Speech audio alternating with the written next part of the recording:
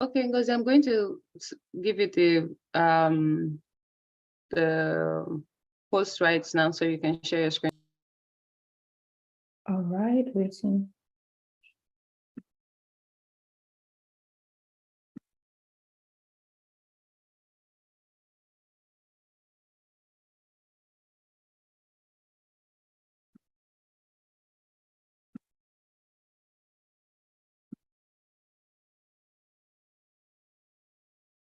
Can you see my screen?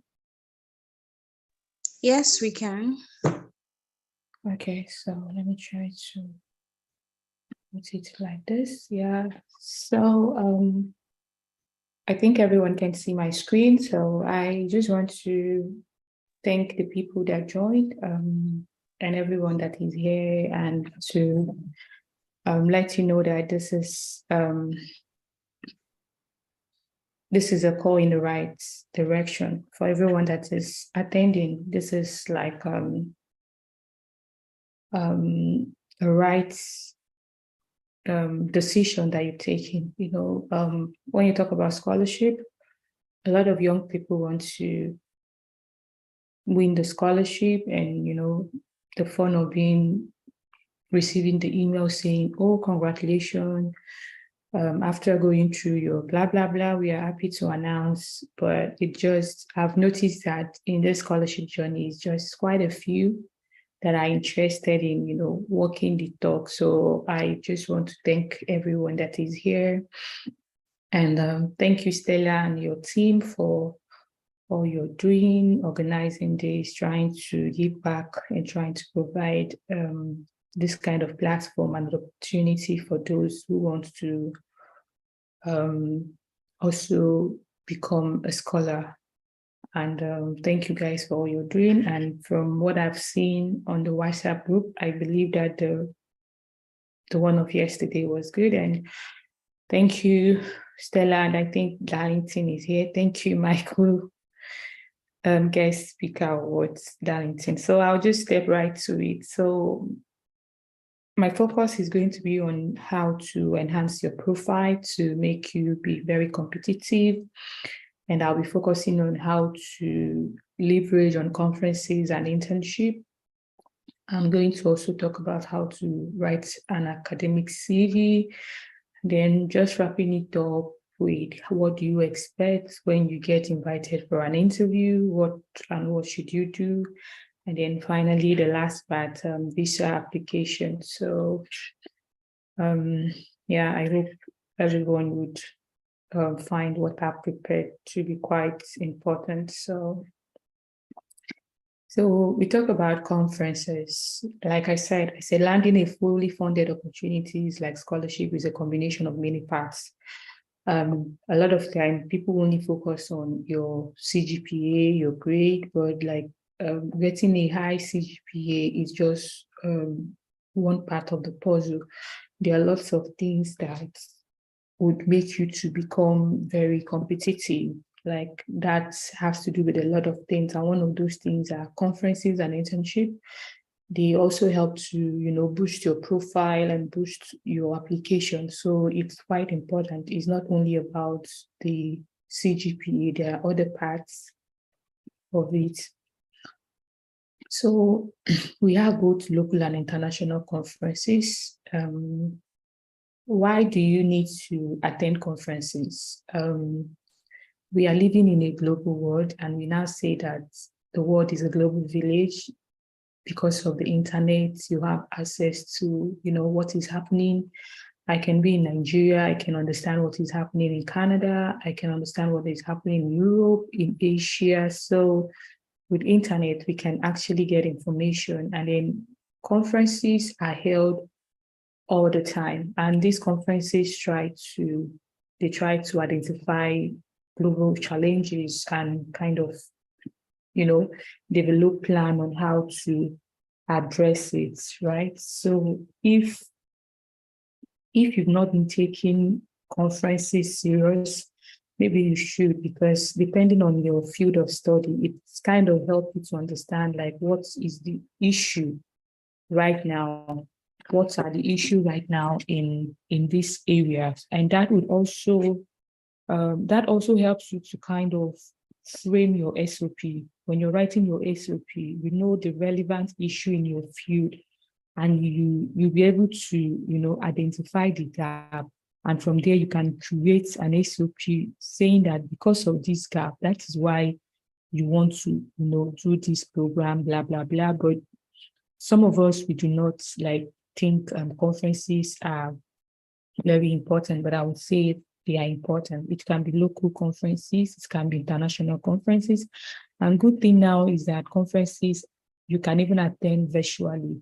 You don't really need to worry about the funding to register, to travel there. There are a lot of conferences that are being held and it's free. You can attend webinars, seminars, trainings, a lot of sections, technical sections. So it's a very good, and like I said, it can help you to identify a gap or a niche to focus on when drafting your SOP.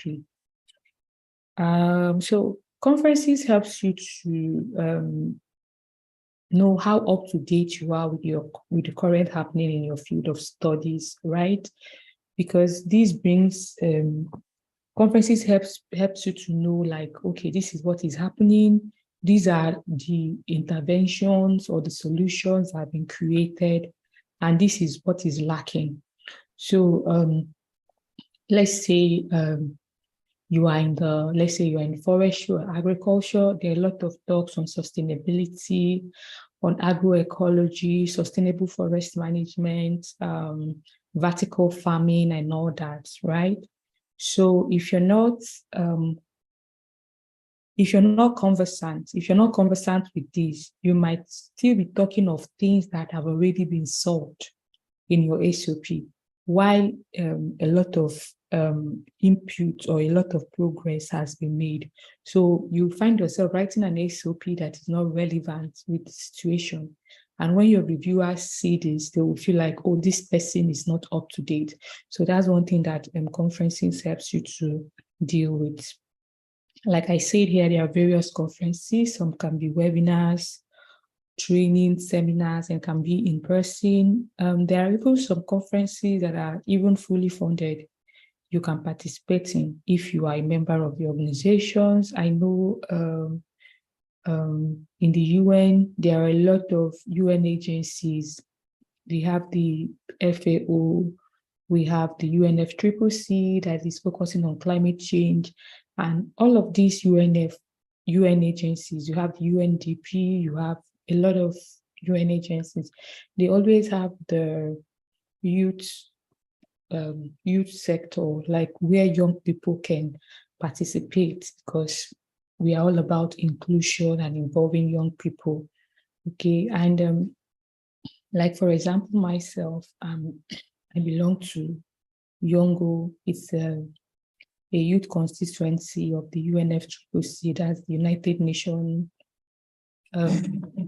Climate Change Conferences. So these are where young people meet, and a lot of time there have been time they've had opportunities for people to participate in one event or the other, and most times, not most times, few times there are funding available, and some people apply and get it. So you have to identify in your areas of interest what organizations, what UN agency is focusing on this. If you're talking about agriculture, if you're talking about renewable energy, if you're talking about finance, if you're talking about artificial intelligence, machine learning, you need to find your group. What UN body is focused on this? Are there youth group that I can, join, so that I will leverage on that to have opportunities to even attend conferences. So how do you know about conferences? Like I said, you follow the pages of some organizations in your field. Like for me, I follow a whole lot of organizations working in environment space, forestry, climate change, because these are my area of focus. Okay, and sometimes I get I subscribe to their newsletter. I'm aware of their meetings, of their webinars, the ones I can join, the ones that I can participate, and all of that. Okay, sometimes we need to register to become a member, right? Like I belong to the International Forestry Student Associations. These are organizations for anyone studying forestry, environment, anything forestry related, environmental management, even people in agriculture. They join this, and IFSA is recognized worldwide, and they have events that they even provide support for, especially students from the global south. So these are few examples. So I believe in all of our field, if you're in the engineering sector, if you're a data scientist, there are organizations that you can identify with and you get informed of their meetings. So I'm going to talk about internship. What are internships? So internships are opportunities that where one apply to join a company or an organization, and you're there to learn, all right? Apart from the ones that we do while we're in our bachelor's, I know some of our courses, you can do a practical year or you do an internship, right? 6 months, 3 months. I'm talking about the one that if you have graduated and you don't have a job, you can look out for internship opportunities, right? There are a lot of internship positions around that you can apply. Most times they are paid, most times they are not paid. One thing good about the internship is that it kind of serves as your work experience. So if you're somebody that hasn't gotten a job, or you have gotten a job, but you've not worked in your field of study, and you are looking at getting an experience in your field of study, getting an internship, right? It's an opportunity for you to get that. There are a lot of advertised internship, but they are very competitive, even from the UN, the World Bank, the FAOs, and all of that. Most times we see these opportunities, and most times we feel like, oh, I cannot apply for it. But I tell you, like, you have to apply. Like, one thing I tell people, like, it doesn't cost you anything to apply for things. The only thing you can say is no, especially if you're not paying any money. So push yourself out there. I've seen people that they are still in the university and they apply for internship and they go abroad, do 3 months internship, right? Like the organization I was talking about, IFSA, every year, they have this internship opportunity for students that are studying in forestry who are members of IFSA to do their internship either in one of the forest organizations in Vienna, and they pay you for moving there, do your 3 months internship in Vienna, Austria, and then you can go back. There are also lots of these opportunities. So you need to find them. That's why you are the internet. Nobody are going to find it for you. If you're interested in this, these are the things that you do. That would also count for your profile, right? Like I wrote here, it shows what you have done so far about your problem statement, all right? So when you were writing SOPs, I want to go back. There are places where you write, oh, what you have done already. Okay, you can say, oh, because I am so much interested in addressing, what will I say now? Addressing the issue of deforestation, all right? You can say, okay, because of that, I intern with this organization, so organization, as an intern, all right? I conducted or I assisted in planting so number of trees, and this led to this led to so outcome. So you kind of link it in your SOP that, okay, this is the problem. Even though this is a problem, this is what you have done, and you did this because of these internship opportunities. And then you can now link it to, oh, this is why you want to apply for this opportunity or this scholarship, because you believe that you need an advanced knowledge, all right, on how to address this issue. right? And internship can also serve as your professional work experience. Like I said, some programs look out for applicants with international experiences, and interning with international organization gives you this experience on a platter, without having to travel abroad. Also, there are some internships you can do with an international organization, but remotely. That since the COVID, most people now, the remote work has become a big thing. Okay, so for my program, the European forestry I'm doing, in the grading scale, one of the requirements was an international experience. So if you don't have an international experience, you will not get the mark. I have never traveled outside of Nigeria until I got my scholarship. So what did I do? I had a job I was doing in Nigeria, but I work with a community-based organization, all right? But in the course of the work we're doing, we had the opportunity of working with some international organizations, all right? So I have not traveled abroad. What did I do? I kind of wrote that what we did with these international organizations. So I now say, like, working with a dynamic team, all right, of diversified individuals, right, provided me opportunity, all right, of working with people and gaining international exposure, right? Because I was working with people that are not based in Nigeria, they are not Nigerians.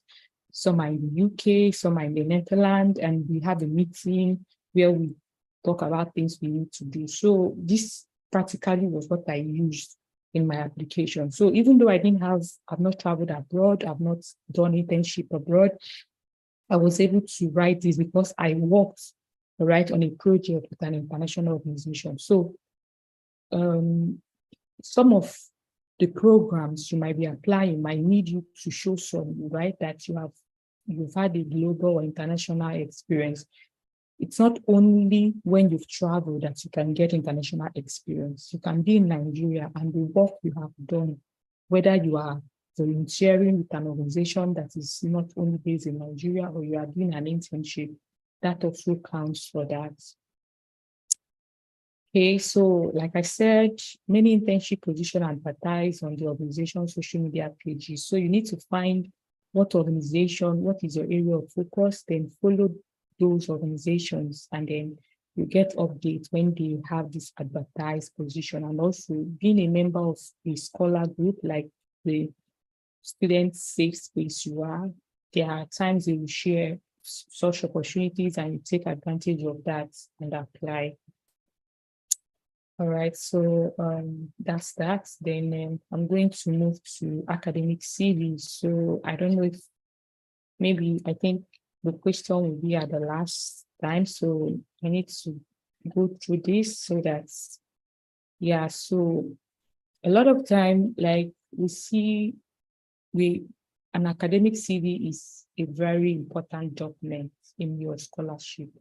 It's very, very important. It's very important. I can't stop saying how important academic CV is. So you need to write a CV because you will see it as applying for a job, because a scholarship opportunity is a job because you are applying with a lot of people. So you need to show how you are the best candidate for it. So most times people don't put a lot of energy in their CV. They just put all the energy in their SOP. Yeah, SOP is very, very important, but your CV is also as important. Like every aspect of your application document, even recommendation letters are important. And your academic CV is very crucial, all right? So like there are differences between when you're writing an academic CV and when you are writing for a job CV or a resume, right? So most times I see academic CVs that start with work experience, and some people also add career summary. I might not be correct, but in my view, I feel that is not meant for academic CV, all right? So for me, this is how I've drafted my academic CV. And I would also want to say that before I got my scholarship, I didn't know how to write academic CV, but I've been following Dr. Oluwaseunnla. I know most of us know him. So I used the templates that he publicized, and that's how I crafted my academic CV. So I have academic CV, and I have CV that I use now when I'm applying for a job, internship job, or basically for job, right? So first of all, your academic CV should start, normally you write your name, your email address, and you can add your LinkedIn, all right? So that's the first thing to do. There's no need adding your gender, your age, your religion. I know all of us know that by now. Even for your job CV, there's no point adding all that. So once you're done with the part, you wrote your name and your email, then you start with your educational qualification. All right, you start with your educational qualification. In your educational qualification, if you finish with the first class, you can put your CGPA there, like 4.5, whatever, or, first class or second class, upper division, whatever it is you want to put there. And then you now start with your, you now start with your work experience. I think, let me use this so that everybody will see it. So I put a sample. This might not be perfect, but I put like a guide on how you can do it. All right. So you start with your full name, your contact details, like your email and your LinkedIn also, if you want to add it there. Then you start with your education. You see how this person wrote their education. So they started with the highest education. For you, if you're applying for a master's, I think what you can add there is your bachelor's. And if you want, you can add your WAEC if you want, if you really, really want. That's if you did very well in your WAEC, like you had like amazing grades, you had like 7A1 or 6As, and you can add it. So you see this person started with, Masters of Science in Data Science, right? So honors, he wrote what he has, 2018 recipient of so and so relevant coursework, right? So he puts the relevant coursework. So this is how you should put it. Like if in your bachelor's you received any academic award, maybe you were the best in your faculty and the dean gave you an award, you can write it like honors so and so, and then you can write your relevant coursework, right? Just put courses that are very relevant. If you see this person is applying for a data science, he has a master's in data science, so it makes sense that he put this. All right, so you don't have to list all the courses you have done, just list the most important courses that you've done. Especially for me, I would choose the courses that I did very well and I performed very well here. All right, and then you look at that's the same thing the person used when the person was talking about their bachelor's degree, right? And after that, you go into your research and work experience. Some people will be like, oh, but I don't have any research experience. If you have finished your bachelor's and you've done your project, that's a research experience, all right? If you did an internship and you submitted a term paper, right? In a way, you can put it as a research work because you had to do a research to come up with your term paper, like at the end of your practical year, for those doing practical year or for those doing in IT, all right? So after that, you add your publications, right? Like I say, this is not a perfect example like here, but this is what you can use. You put a publication. Do you have any paper you've published that is in line with what you're applying? All right.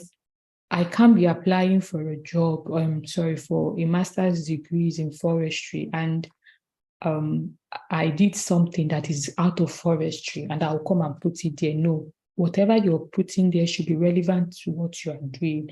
So you don't need to put things there because you have them. You have to check those things I'm putting there, are they relevant? Okay. Then you put your voluntary activities. If you belong to a professional body, you can add it. if you have done some professional training and certification, or sometimes if you have done like you took some online courses, maybe this place is the right place to list those courses you've taken, then you can add like online courses and certification, right? But if you've had personal training and certification, so that is it. Then awards and honors, conferences and presentation. If you have attended conferences, both visual, both webinars, both seminars, these are the place to add them. Then do you have any leadership skill? All right. Was there a time you were a departmental president, association president in your school fellowship? This is a good time to write it. And then you can now list your skills here, right? If you have any skill, technical skill, you have Python, MATLAB, depending on the skill, based on the course you are applying for, then you can write it there. So this is how an academic CV should look like. I know that you will have this presentation after, so you can see, follow it like this and keep on improving on that. So it's a real detailed way on how to, build your academic CV. So here, I want to talk about your, we're now moving to your interview. So now you've applied, you've been shortlisted for an interview. So what do you do? Like getting invited for an interview is a big step, and it's now left for you to prove to the selection committee that, oh, you are what you wrote, because most times they want to put a face on the application. So they've seen that your application was very good and they want to have an interaction with you to verify, oh, is this person really who he or she said they are, or was this document what somebody wrote? And in this era that AI can do everything, people want to know really the person, right? That wrote all those things, that had all these amazing documents, wrote this amazing SOP, so they want to know. So you need to be original, you need to relax. First of all, you don't need to pressure yourself. If you are the one that did all your application, you don't need to, be worried, because what they are going to ask you are basically what you wrote in your SOP. I know for some US interview, sometimes they might even send you like something to read, right? So for example, like when they were introducing me, they mentioned the scholarship I got. For the scholarship, I did interview for DAD and Wageningen. I didn't do the Erasmus program I go to. That I settled for, they don't do interview. They just select you based on your application. But some Erasmus program also do like interview. So for the DAD interview, I was informed like I'm going to have interview with a professor and I should be ready, and it's going to be a 30-minute stuff, So what I did was I went through my SOP, and then for the DAD, I submitted a research proposal. I went through my research proposal so that I'll know what I wrote. And then during the section, the professor asked me about, I mentioned I am working at a global goals community center, and then that led for me launching my climate smart kit. So he wanted to know why and why. So I told him the reason why I started it, the reason why I thought it was a need. And then he also asked me about my research proposal. Why do I want to do it in a lot of because I proposed that I want to do a study focusing on, I mentioned different parts of Africa and Europe. So he felt like it was my research, my area of research is broad for a master's program. And he suggested that if I am selected, he would advise I just do one country or two countries, and then that's what I'm suggesting was a broad, right? So I was aware of what I wrote, right? It was not something I manufactured out of anything, all right? I know in a way we want to package our application and stand out, but make sure what you are packaging is what you are, Make sure that the information you submitted are really what you can vouch for. All right. Know what you said in your application. Know if you said you did this, you volunteered and you planted 1,000 trees. They want to know, oh, how did you? They might ask you, how did you know that the 1,000 trees survived? So know what you wrote. Don't just write things because, oh, I want to sell myself and amplify things that are not real. And then you start struggling. And also don't panic. They are humans. They are not biting. So relax. And most times the scholarship always starts, the interview always starts with tell us about yourself. All right. So you start telling them of yourself. Your name is so and so. You have a bachelor's degree, so and so. Then this is what you have done, and so and so. So tell your story by yourself, right? So like I said, show up for the interview with boldness and confidence, like believe you're the best applicant. Of course, you have gotten to this level. That means like you are a good fit for them. Try to maintain eye contact, like try to look at them, try to smile a bit. Don't try to frown so much. And even if they ask questions that you didn't understand, like, because I know during my Wageningen, there was a question they asked, I did not really understand. So I had to ask them, oh, is this what you really mean? Like, is this what you asked? And they were like, oh, okay. Asking that helped me to understand better because they kind of gave an example. And from there, I answered. So if you don't really understand what they ask you, sometimes they might be native speakers. Like if you're applying for the US and they might be fast in speaking, most times in Europe, they're not native speakers. So their accents, you might struggle to hear. So it's also good to understand. Don't assume. If you don't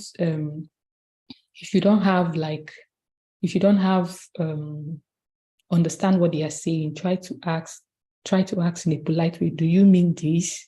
And then they would throw more light and then you can pick it from there. So it is good when you're doing your interview that you prepare,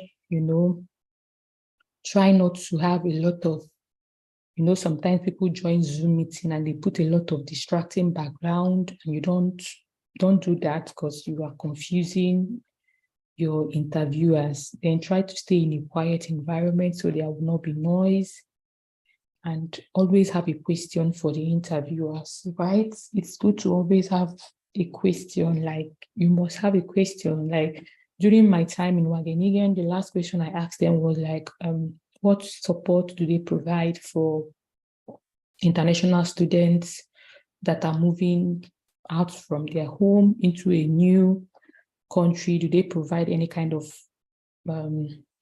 platform to help them to integrate and deal with the issue of their mental health? And they went all about it because I wanted to know.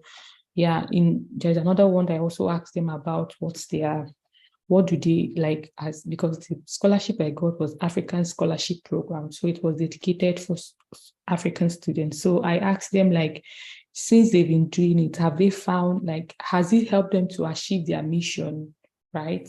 So that is what I asked them then. So you must always try to ask the questions. Going to the last slide, visa application. I'm going to speak based on my experience applying for visas for my program in Europe. I might not really know well on US visa application, but I believe Darlington is here. He will throw more light on it if it's something you have question on. Okay, so when you're applying, when you are selected for this scholarship, they've sent you your email, then you now start so you ask questions about the visa. For most countries in Europe, for some countries in Europe, you apply for a residence permit. Like for me, in Finland, you don't apply for a visa, you apply for a residence permit.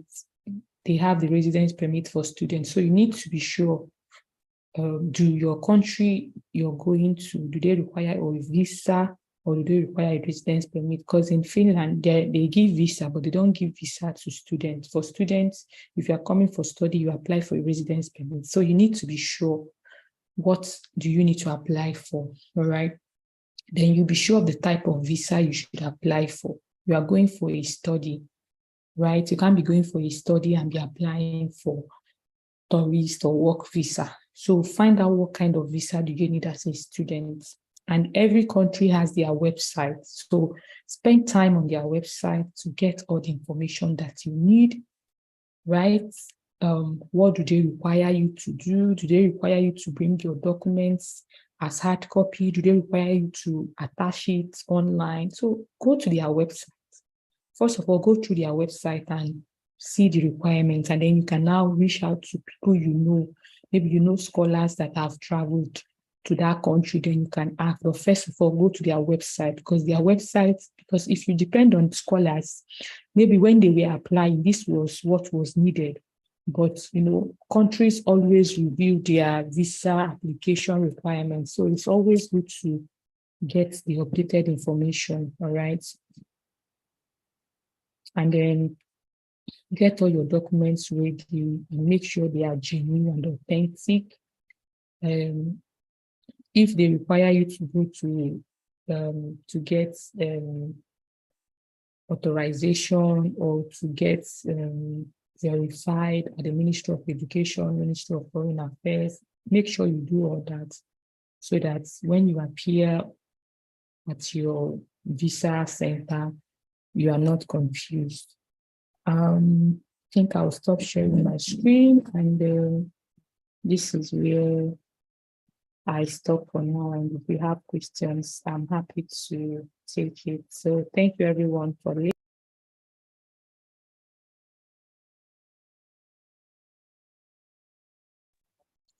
Thank you so much, Ngozi. Thank you so much. I'm sure that so many of us here have learned a lot. And at this point, we want to entertain questions because we have about 17 minutes, if I'm not mistaken, before the next session. So if you have any questions, please kindly raise your hand and I will check through the participants and pick just anyone who has a question right now. Just raise your hand and I will ask.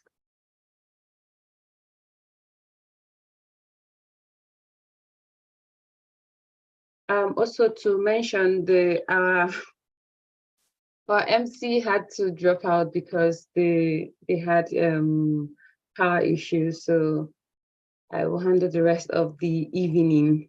So please kindly ask your questions. If you cannot maybe speak, you can also put it in the comment section so that we can quickly address your questions and move on to the next event for the evening.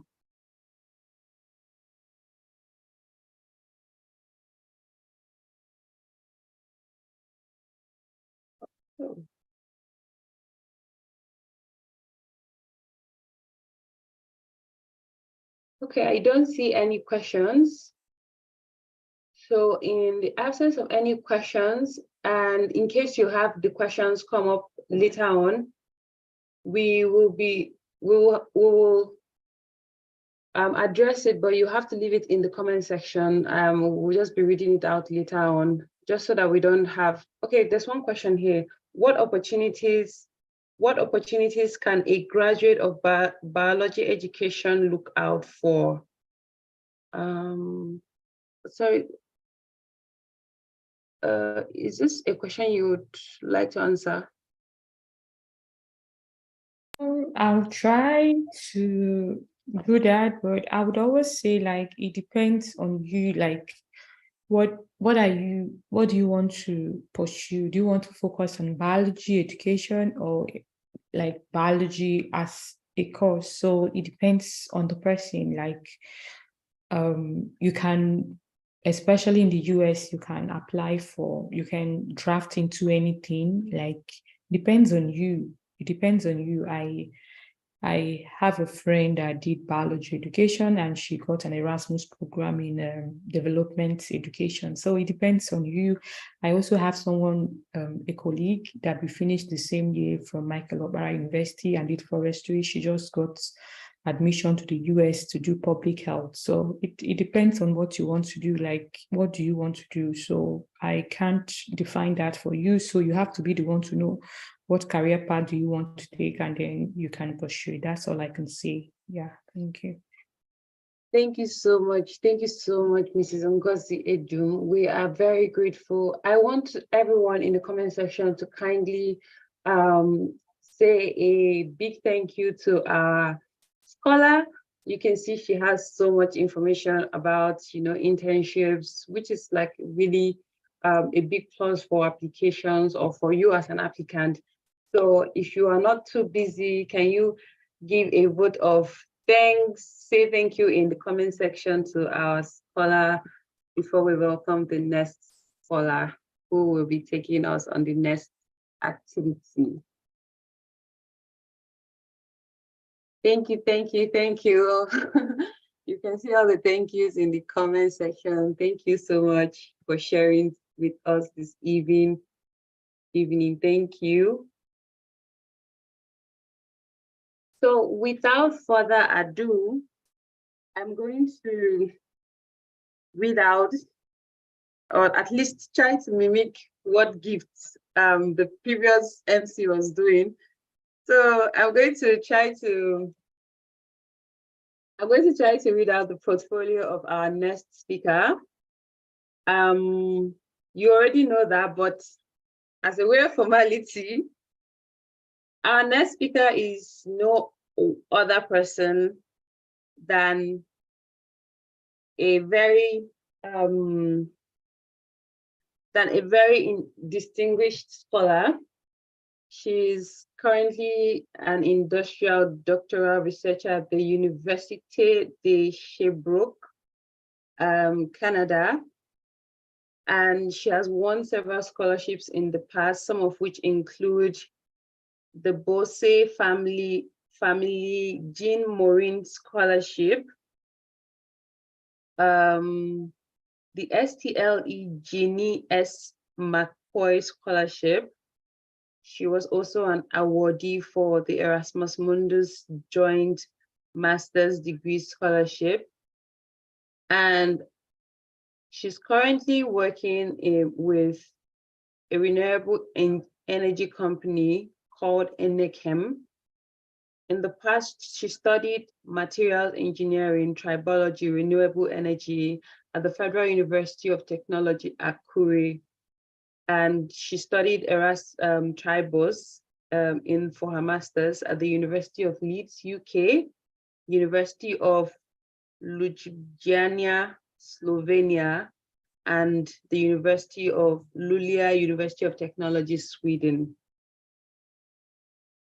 Her areas of expertise includes general graduate studies consultancy, and she covers key topics that include scholarship application strategies, statement of purpose writing, funding, cold mail strategy, etc. If your hands are not busy, let us make welcome Mrs. Seunnla Adelusi to take the stage. Thank you very much. Disclaimers quickly. I don't use Mrs. I use Miss. Okay, and thank you very much for the welcome. Let me put on my video. At least let me show my face like Mama did as well. Yes, we want to see.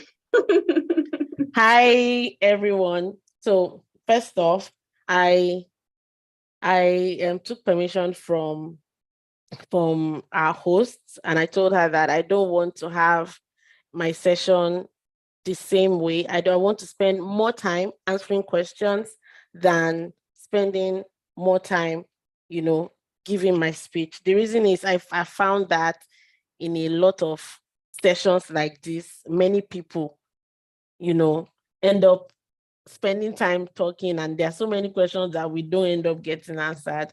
So I will spend more time like in a Q&A section than spending more time, listening to, giving you a speech for you to listen to.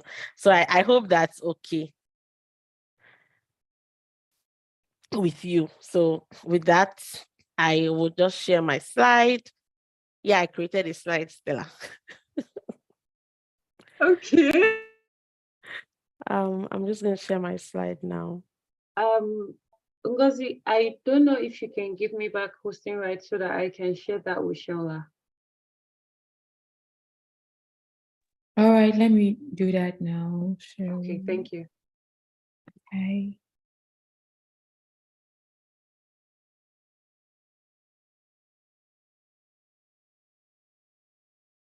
Mm.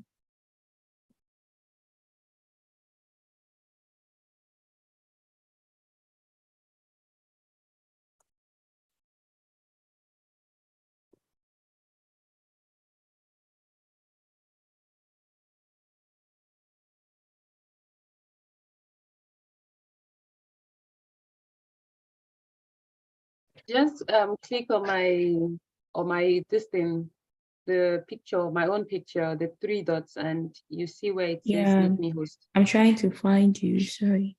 Okay. Okay. All right.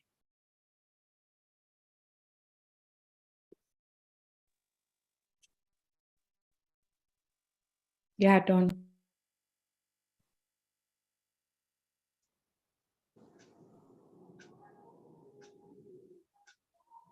Okay, I can share now, I guess.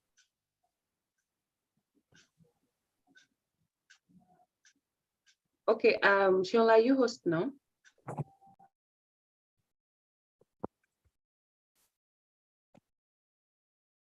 Are you host? I didn't see any notification on that, but let me just try to share my screen and see if it works. If I can share my Okay. screen and it works, then we're good to go. Okay. Okay, they said host disabled participant sharing screen. So no, I don't think that works. I don't think, because I don't think you shared the host to me because I'm still not host. And you are also not host, so I can see.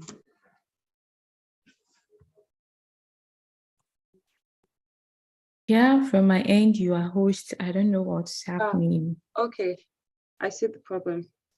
Okay, I think my other device. All right. Oh, I see what she did.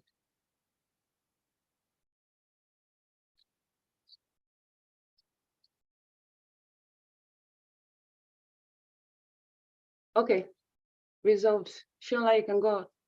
Okay. Ngozi, thank you.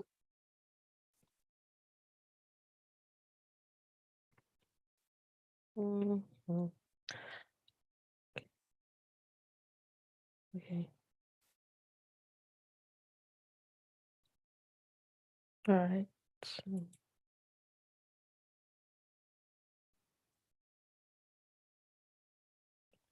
So let me see. Are you seeing the full screen now, or you're seeing the double screen?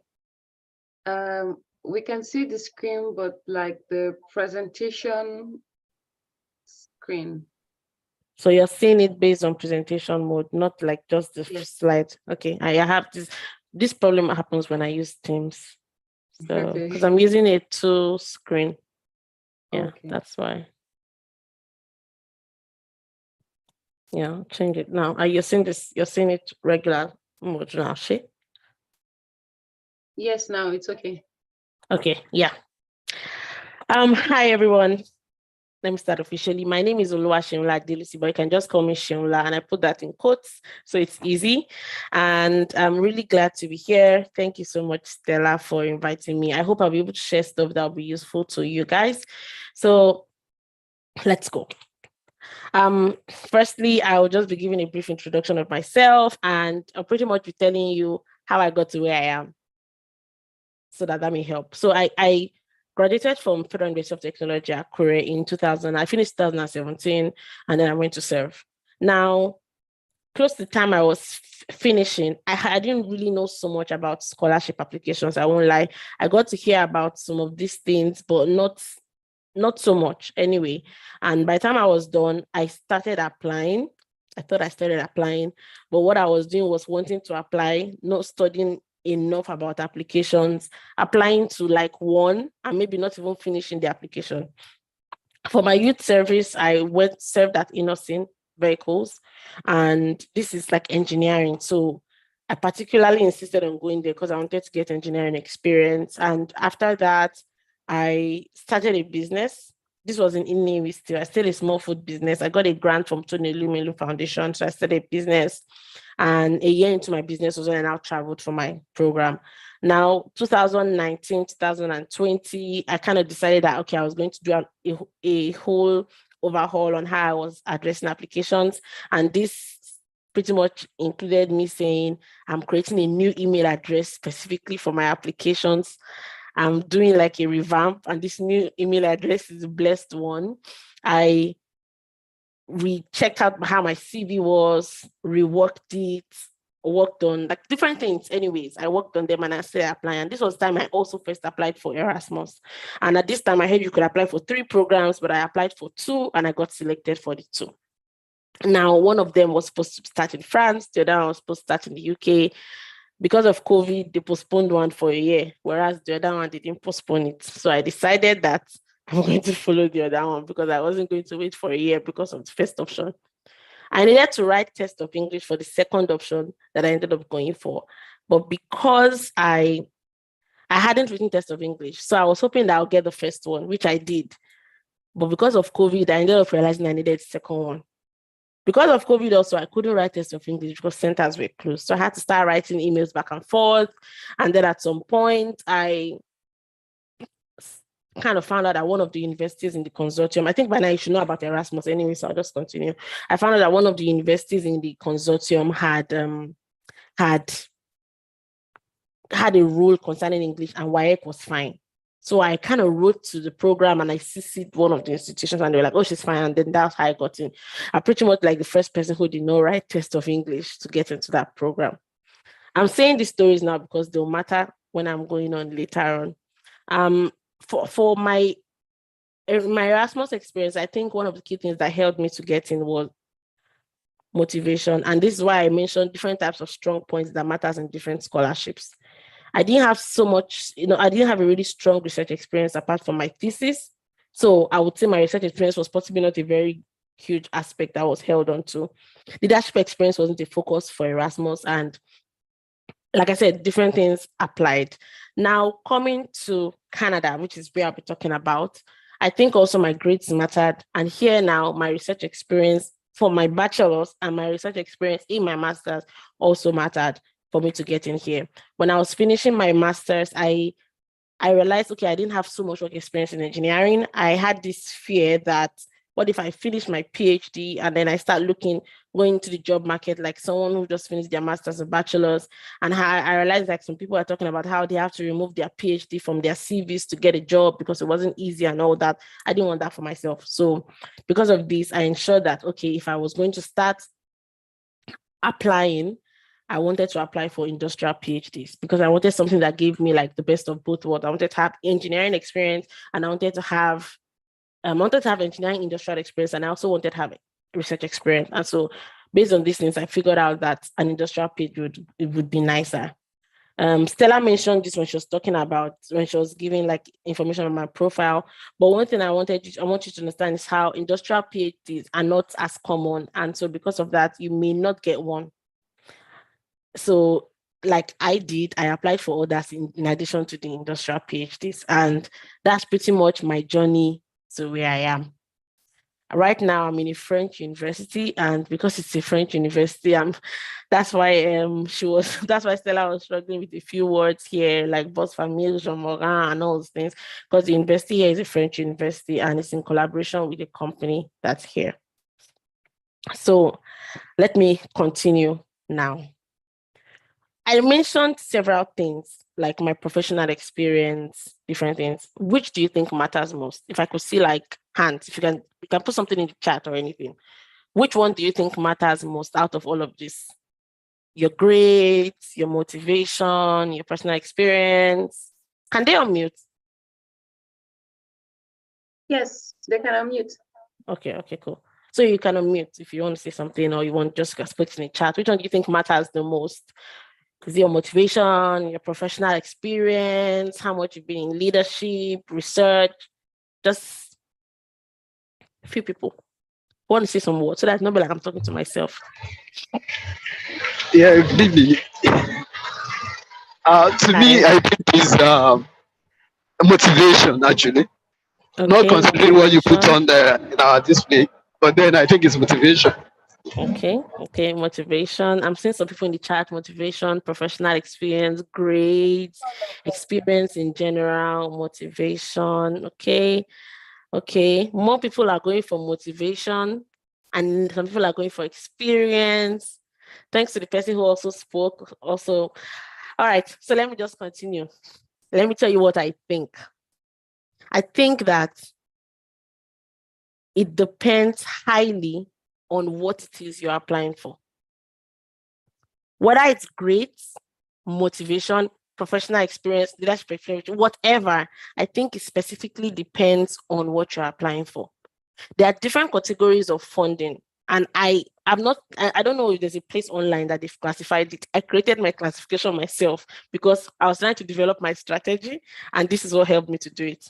So there are some scholarships that are leadership-based scholarships. Some are professional-based scholarships, some are research-based positions, some are merit-based, some are combined. Now, examples of this will help you to create the kind of map I'm talking about. That's why I put in these examples. Examples of leadership-based scholarships are, number one, you can have, sorry, give me 1 minute. I'm trying to minimize this. Okay. Yeah, examples of leadership-based scholarships are things like Chevening, Commonwealth, some island-based scholarship. All these scholarships are scholarships where you will see people who graduated with a 2-2 or even third class getting it. But when you see their research profile, this person has started one NGO, started one startup, done this leadership, occupied this position. Those are Chevening, Commonwealth, Island, government scholarship, and others. These are just examples. Another example of scholarships, the professional-based scholarship. If you know the Swedish international scholarships for graduate professionals or something like that, SISGP is in Sweden, so it's Swedish universities. You see people who have 2-2 getting it. As long as you get admission in one of their universities, you are eligible.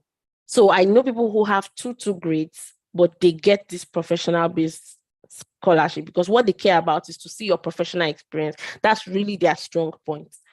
Research-based positions now are the ones that I think I would talk about more, are like paid graduate positions where research assistants, teaching assistants, PhD graduate position, master's position, all these ones that mostly falls under a research group or a research professor, things like that. Another one, merit-based scholarship. These are scholarships that it's pretty much grades plus research, kind of. If you have a 2-2, your chances of getting Erasmus, very slim. Like very, very slim.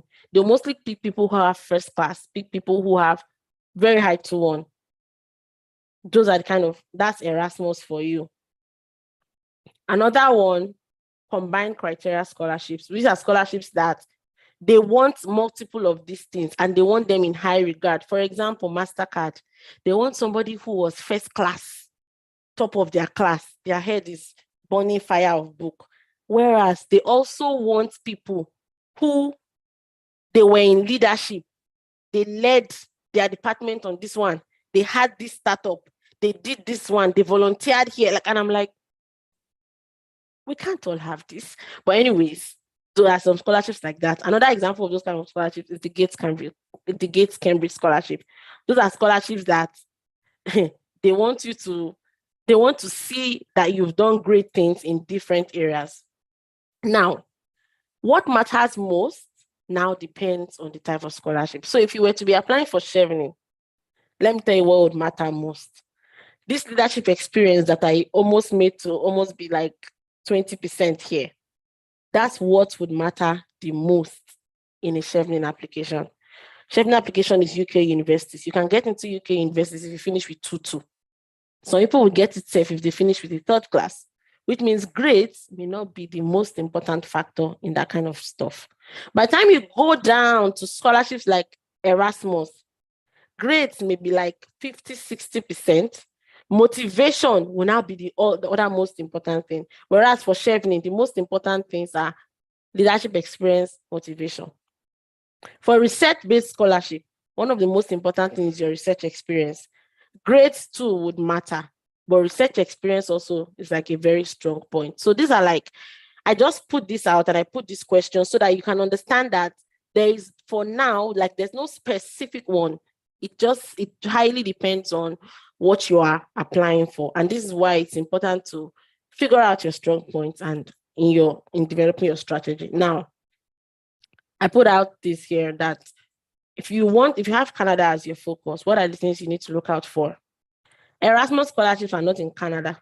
I got Erasmus, I was in Europe. When I wanted to come to Canada, I was not looking for Erasmus again. There's some Erasmus programs that have Canada as part of their mobility anyway. I know someone currently in my university who is in an Erasmus program right now and is doing his internship here in Canada. But they are not like a major aspect, and he's still going to go back. So the major funding opportunities that we have in Canada, there are some partial and tuition-only scholarships. There are some full scholarships, mostly for masters, hardly for PhDs. And then there's PhD MSc funding. I categorize this under 3 types. 1, from the department, 2, from the professor's grant, and 3, from external grants. Let me explain this in detail. Firstly, the partial tuition-only scholarships. If you want to come to, let's say, McGill University, for example, Université de Sherbrooke, for example, Université de Montréal, when you're trying to come to these places, you go to their website, you see, oh, we offer so much scholarship. The way they'll talk about it, you'll be like, good. By the time you go in detail, you might see some scholarship that up to $50,000 worth of scholarship, and you're like, wow, this is the place. By the time you click on it, you now realize that 50,000 is distributed within 4 years, which means each year you're getting between 15 to 20K. By the time you calculate how much your tuition fee is in a year and how much you need for living expenses, that scholarship cannot cover it. It can only support you. So like, you have to now decide, what kind of scholarship person are you? Are you the type that is fully funded or nothing? Or you're the type that is, I have some 5 million somewhere, I can use to support my application if I don't get full funding, because that's what it will come to. First time I was leaving Nigeria, I did not have money. So it was a fully funded or nothing. And so I only applied for stuff that were fully funded, like Erasmus. At the point when I was done with my master's and I wanted to go to do a PhD, by the way, I don't think that PhDs I don't think once you finish master's, do PhD. Nah, do PhD if it works, if it does 3 things for you. 1, you have so much motivation for this area, so much passion for this area. You're going to discover how to do something great, So passion, very strong. 2, I didn't put this in my slide. Maybe I should have. 2, this area, if you do this research, you know that by the time you're getting a job, the kind of money you'll be getting will not be small money. You understand? That's the second reason. The third reason is that this PhD will be very useful for migration.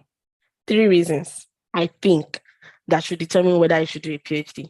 If it do not help you with regards to migration, if migration is important for you, for me, I had, when I was finishing my master's, I kind of ranked different countries I wanted to go, which is one that thing we'll talk about in strategy.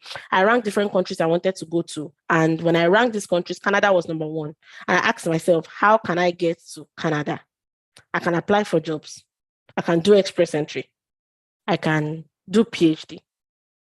I can do another master's. Out of all of this, which one is the easiest way? Which one is the most feasible way? It was a PhD.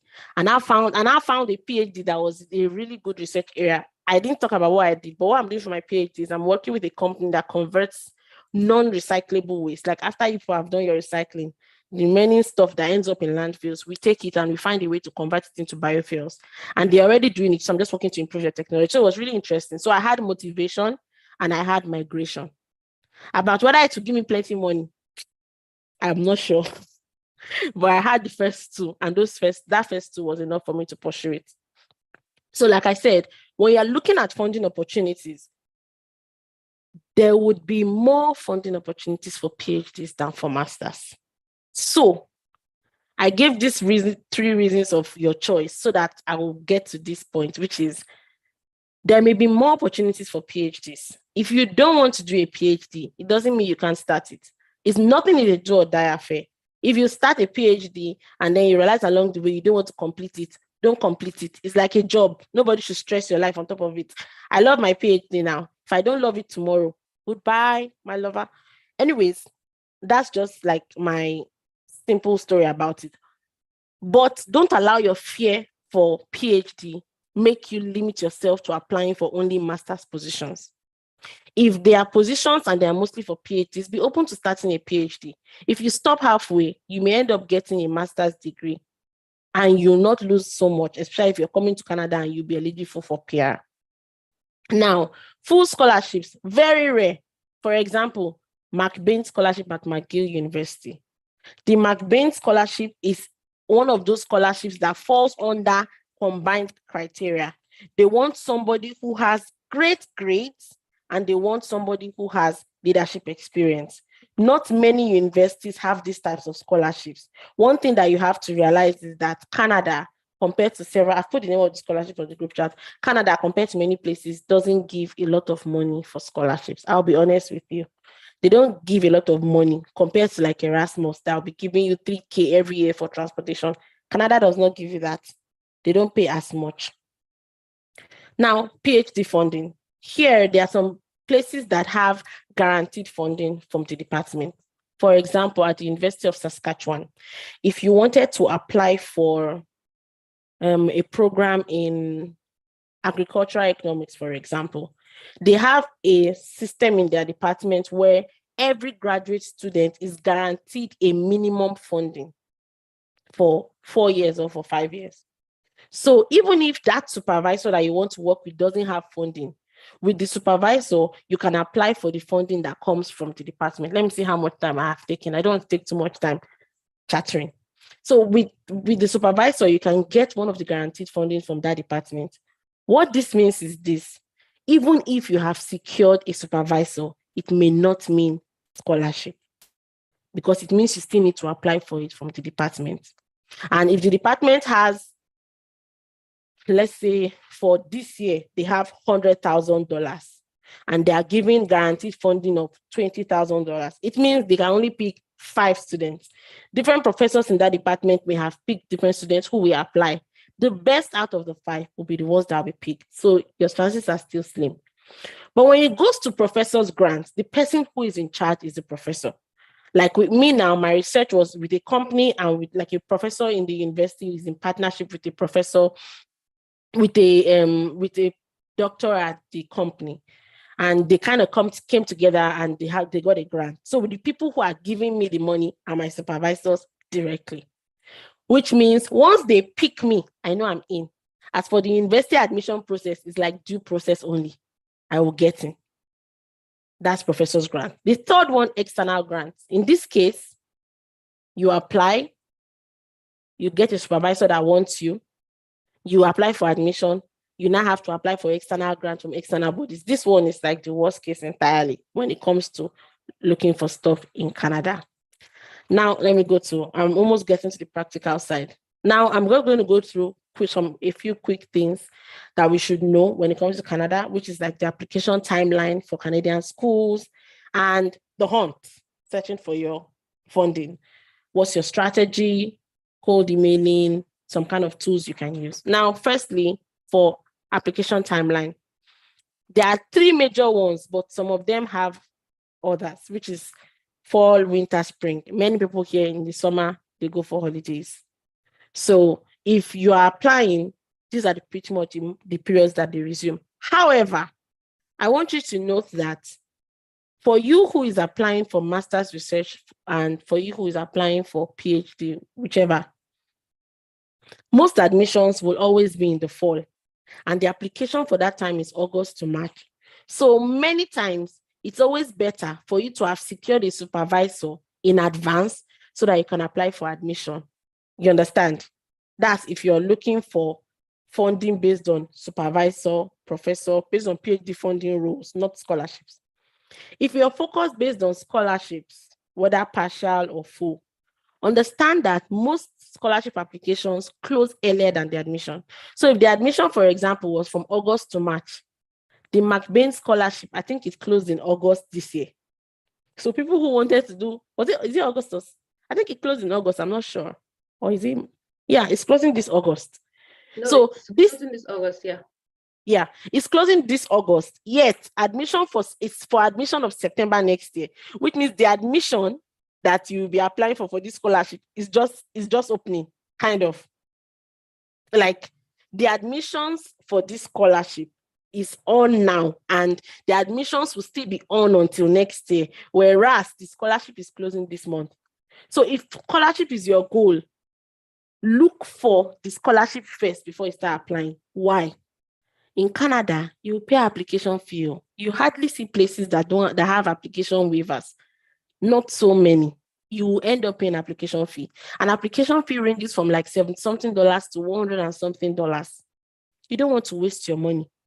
Until you are sure of green light, no need to pay. Now, the last category is that with a professor's funding, these deadlines that I'm talking about may not really matter. In my school, for example, I think I got my email from the supervisor. I think I got it in March. And that's when I now applied for admission.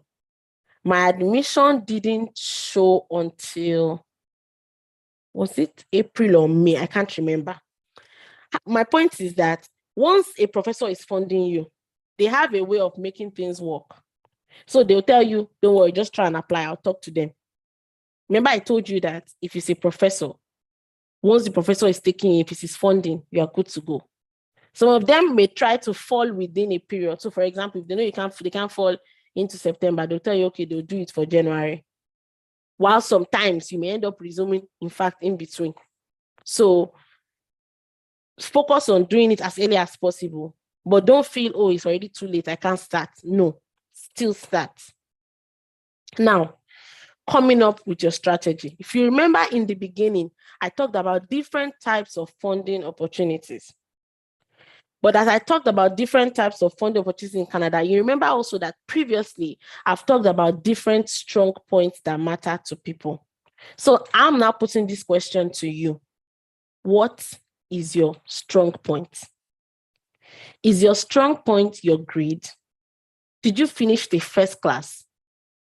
Did you finish with a 2-1? Did you finish with a 2-2?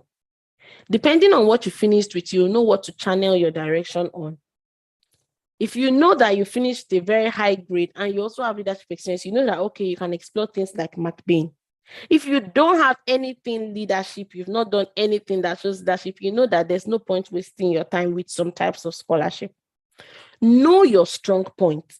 Also know the kind of allowances you have. Some of you have parents who can readily support you with extra 5 million, for example, to show as proof of funds, or they can support you with extra 6 million if they know that you have a scholarship that is worth 20-something million. Your family don't mind supporting you. Know the strong points that you have. If you have those finances that can help you add up to stuff, you may be able to see some partial scholarships that you may use. So know your strong points. Do you have research experience or do you not have research experience? If you don't have research experience at all, you may not likely find PhD positions that will take you in Canada. Why? In Canada here, it's not like the US that a lot of people are taking from bachelor straight to PhD. It's not so common here. What is common here is someone comes from master's and does a switch. So within their second year, they'll be doing their pre-doc, for example. That's what's common. But it means that when you're sending an email, you'll be telling them, I want to do PhD and I don't mind starting from master's. Know your strong points. When you know your strong points, you know how to target the kind of places that you want to go to. You know how to say, okay, this is what I'm looking for when I'm searching, because I want us to do practicals here. And at this point, questions to start. If you have any questions, I'm saying some stuff, just put your, what's the name of that? Is it thumbs up? You put your hand up, whatever the Zoom thing has, you do it and then we'll go in. You understand? Now we are going straight to the practical. You know, first thing I said was, can you see my screen? Can you see Ofa? Yes. Okay, cool. Remember, like I said, if you have questions now, ask. Okay, someone has a question. Sergius, can you go ahead? Just before I start. Thank you very much. Can you hear me? Yes. Okay, thank you for this wonderful exposure. I want to thank the organizer of this program.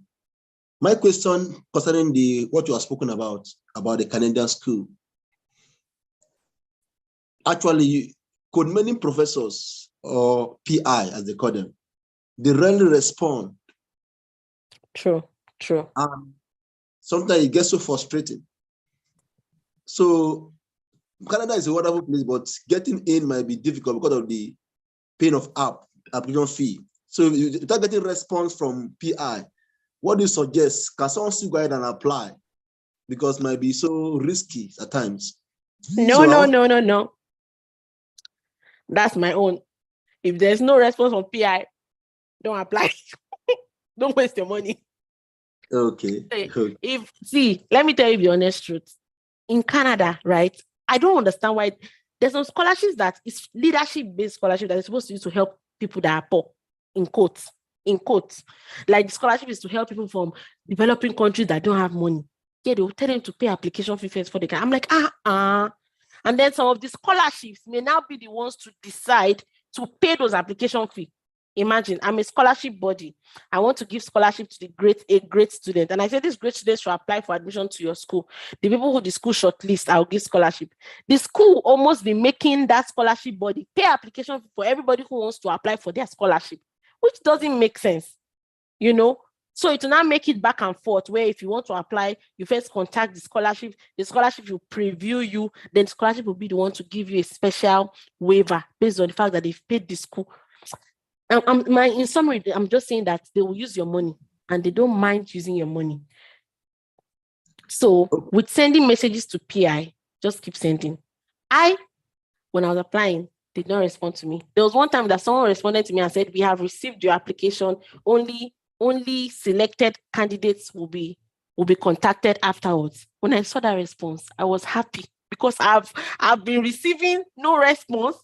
The ordinary, we've seen your application, made me feel good. So I know how you feel. The only thing you can do is keep sending more, re-strategize on how you send, rework it, and keep sending. You cannot stop, just keep sending. Secondly, sorry, can I go ahead? Yes. Secondly, due to the non-compliance, I'm not getting response. So I wanted to do my master's in Futa here in Akure. Oh, cool. So I finished last year. So what do you suggest? Can I apply direct to PhD with my master's, or should I apply for master with my BSc? What do you suggest? So this is what I would advise. If you've already done your master's, it means that you can apply for PhDs. Like I said, there's more funding for PhDs. So shoot your shots for PhDs. If you see some masters along the way, still apply. But like I said, look for PhDs. What did you study? I studied plant breeding and genetics. Okay. CSP. Crops, soil and pest management department. Yeah, there's a lot of funding in that area. Dr. Oluwaseunnla even talks about it a lot. Can you send me a message on LinkedIn? Okay, can I have Send me a message on LinkedIn. Oluwaseunnla Adelusi also. Just send me a message on LinkedIn, and if anything I've seen, I'll just forward them to you. Check. Have you done any research publications? If you have not, try to do one as soon as possible from your master's work and try to use it to apply. I have 3 publications already. 3 publications. Oh, hallelujah. Okay, let's quickly go to Olumide Osubero. Quickly, sharp, so that I can go to my practical session. Okay, good evening, ma. Good evening, sir. Yes, ma, I just discussed about industrial PhD. I've not heard of it before. I don't know, does it also come with funding, professor? Of course. If there's no funding, I will not do. So, but how do you now get? Because I don't know. How does it look like? This child. So there are different forms. Some of them is the company that may say they want to do a certain research, and because they don't want to pay a whole research team, they get a PhD student and they'll collaborate with a university that has a professor. That's how it works. So many times the funding is both from the company and from another research body or from the professor's research body. So I go to the company a lot of times. I go to university a lot of times. Some people are doing industrial PhDs, but they don't have to go to the companies. I don't want that one. I wanted one that will go to the company. It's stressful, but it's still good. So now I told you guys I wanted to do practical. So I wanted you to see. So if you notice, I just Googled My Tax Accelerate. Can you see my screen? Yes. Okay. My Tax Accelerate is a program that is in Canada. They are trying to ensure that people get a lot of industrial experience because they realize that there's a lot of I would call it dichotomy. I don't know. There's a lot of reality issues with the fact that people go and do a PhD and they find it hard to get into the industry. So My Tax was created. In My Tax, a student, a supervisor from a company, and a supervisor from university come together and they do a project. And in that project, you get money. You can see here, projects receive $15,000 in funding for each 4-month internship. And then they might say, okay, you should only have 2. So this is how they do the funding. And then there'll be a partner organization who is also contributing for the funding. So there is funding. That's what I'm saying for most of it. This is just an example. And here, if you want to find, you go to open projects and you can search for different projects. Some of these projects are old. Some of them are ongoing. It is your job to search for it. Some companies who have had this type of projects before, there's a high chance that they'll have it again. So you can send a message to the supervisors that were involved or send a message to the professors at the university or to the company. You can always find. This is one way. How I found my industrial PhD was Twitter. So this is it. Twitter is a great place. Some people say on Twitter there is a lot of rubbish. Some people say there's even pornography on top of Twitter. What have we not heard? But what you pursue is what you will see. I follow people like Jamaticulous. Let me put his name in the chat. I don't know. Where is this thing safe? I don't know where the chat is. It disappeared. But look for Jamaticulous on Twitter. Dr. Oluwaseunnla on Twitter. These are people that if you follow, you will see. He posted, Jamaticulous posted stuff, and I saw that he posted. I didn't even know it was from LinkedIn. I was looking for it all over the place. I didn't see it on the university website. I didn't see it on the company's website. And I had sent me a message, Bego, please, where did you see this stuff that you posted? And he told me he saw it on LinkedIn. That's how I saw it on LinkedIn, which is why another thing I'll show you guys is LinkedIn. Maybe I should go there now, or should I wait for Oiza to answer? No, maybe. Let's go there. Let's go to LinkedIn. No, I told you we'll be doing practical sessions, right? Yes. Sorry, I have message. Oh, yes, it's you. I just saw you now. Thank you. Okay, so quickly, this is how I do. I go to search, right? For example, one of my friends, she was applying for a role, mineral processing. She was looking for roles for PhDs in mineral processing. So I just put mineral processing PhD. And then I can search as under jobs. The problem is if you search under jobs, many times you won't see a lot of things because many people who advertise PhD roles or master's roles, they don't put them under jobs. You understand? It's most likely if it's a company. Can you mute, please? Okay. Thank you. I don't know if I answered your question correctly, first off. Yes, I'm okay with it. Okay. Thank you. So next thing, when you go to jobs, you may not necessarily see a lot of PhD positions because people who advertise roles here mostly see the kind of things they're trying to advertise. Tenure track positions, like lecturers. They hardly advertise PhD positions there. Sometimes they do. Like I said, I found mine there. In places like Germany, Europe, you see a lot that they advertise on that jobs. So instead of jobs, I look for posts. So this is the trick. You put what you're looking for. Use keywords. The keywords can vary a lot. So I put mineral processing PhD. I can even add Canada, for example. I'm just giving an example. You can change the words. And when I go to sort by, I sort by latest because I want to see the ones that advertise latest. Some may have advertised a long time ago. However, I still check up on them. and send some of those ones cold emails because they may still be looking for someone else another time. So when I do this, one thing you can find people who have done, okay, let me see if I can see anyone here recently. Okay, this is British Columbia translation. Why did they go and translate it to? Okay. She did an internship at British Columbia. She worked on bituminous coal tailings from mining, blah, blah, blah. Now, this person, I can see what the person worked on and I can see what it's on, environment. What she has worked on is something that's got to do with tailings and mineral processing. What will I do? I'll say, hey, I'll check the name of the person. I will check to see where at that University of British Columbia that she did that internship. You understand? See the research group, and then I'll look for who I'll send cold email to. Let me go to another example. I want to go to something that is very practical, like that's easy. Let me look for someone else. Let me look for another one. Let me see. Crop parasite, for example. I want to look for one that will give me a quick result.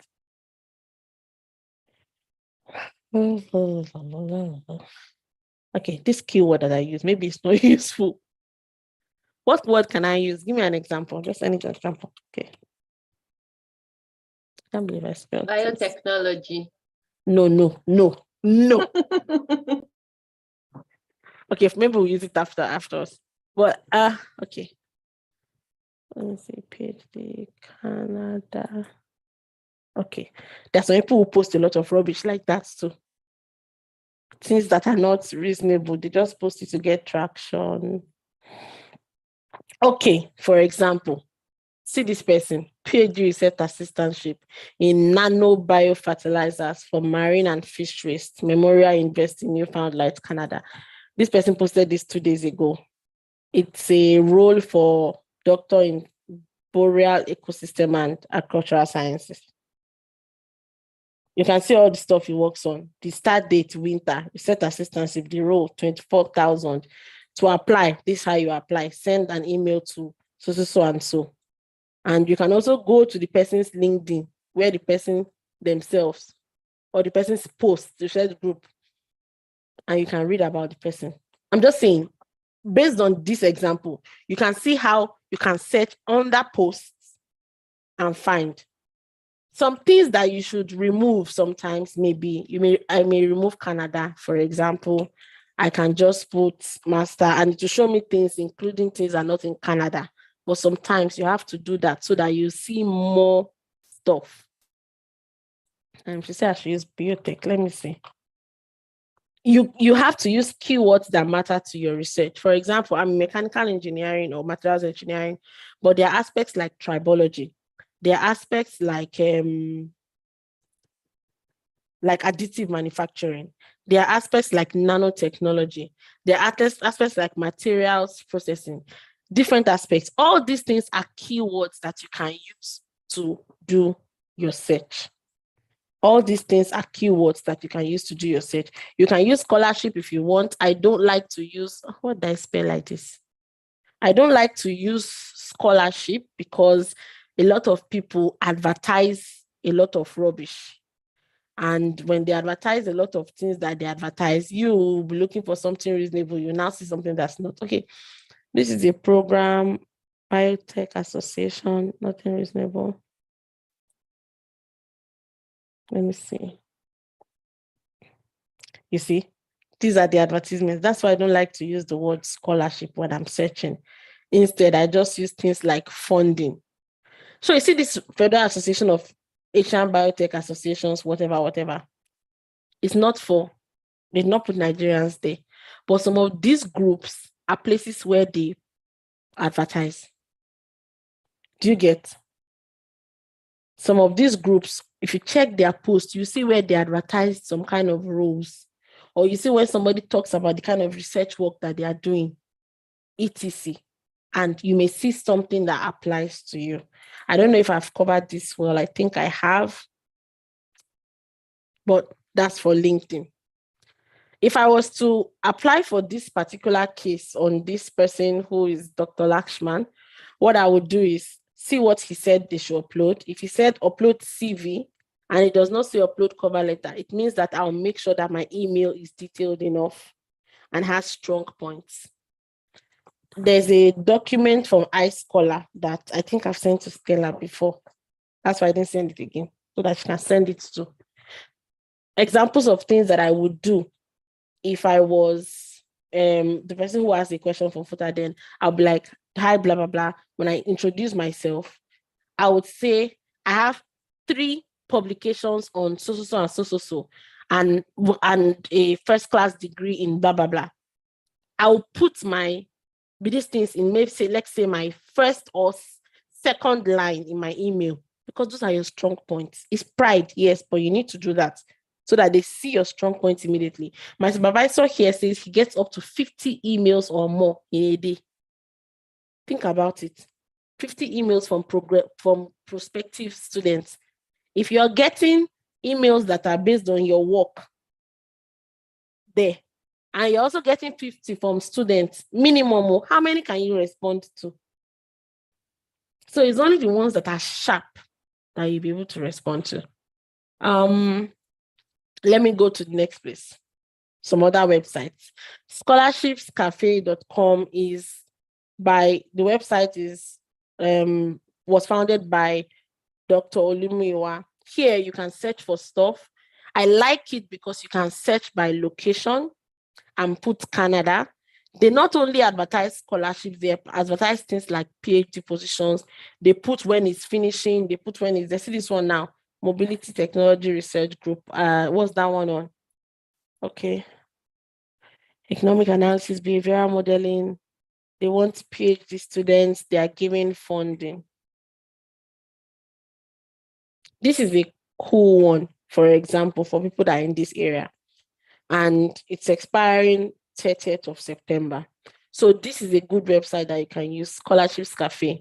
Dr. Oluwaseunnla is in Canada. And so somehow there are lots of scholarships that are Canadian that are here. And there are also positions that are Canadian.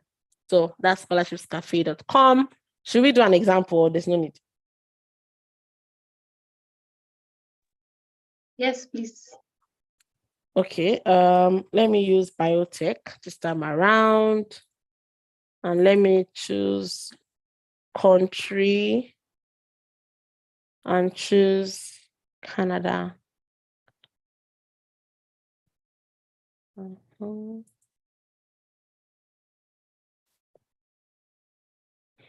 Okay, the only thing that is showing here is a postdoc position. Now, let me tell you another trick I do. If I see a postdoc position, I tell myself that those people may be looking for a PhD position soon. Why? Because that happens a lot. In even my research role, before they decided to hire PhD students, they hired a postdoc, and that postdoc laid the groundwork before they invited PhD students. So if I saw a place where they are looking for postdoc, what will I do? It's not PhD, yes. It's not master's, yes. But I'll go there, read it. Okay, this one, they're looking for someone that is on bioinformatics to engineering bioreactor. What are they working on? Wastewater microbiomes. Where are they doing this stuff? They are doing it. What is the name of the school? Alberta. I will also now go and check to look for who the supervisor is, Dr. Yang Liu. Whenever I see things like this, first thing you do, search the Dr. Yang Liu. It's like he was in Waterloo before, but now he's in Alberta. I'll check his profile at the university. I'll check, oh, it's her. Okay. Wow. I don't know Chinese names. Forgive me. So I'll check the person's profile. This is her profile here, PhD, blah, blah, blah. These are papers that she has done recently. Municipal sewage under low temperature, this one. She did life cycle assessment of C1 mining. She did stuff on anything that she has done on waste. Anyway, I'll go and look at it, read on it. And then maybe one of her papers that has a strong relation to what we are working on. Let's assume, for example, that is this first publication. By the way, this is, I told you that there are different places you check. You check here, you also check on ResearchGate. You understand? The essence is so that you have the latest one all the time. You see, there's even some from 2023 here. This is still on the university page. You can also check on ResearchGroup. I just want to open one of them, if that's the one that is the example that we are going to use. Let's see, what doesn't buy?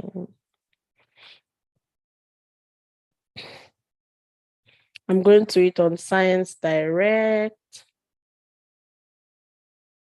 Okay, I have access to this because of my university. You may not have access to it, but there are other tricks for you to be able to get it. But you may not need to read everything. That's the key thing. You read the abstract here. The abstract is, they did stuff on, they used granular activated carbon and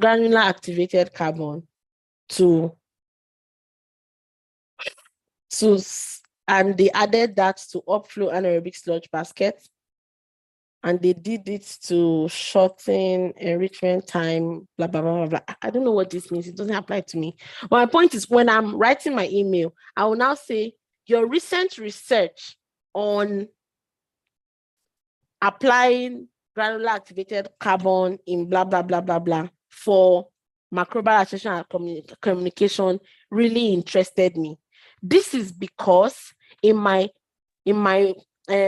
bachelor's, this is because I've always been interested in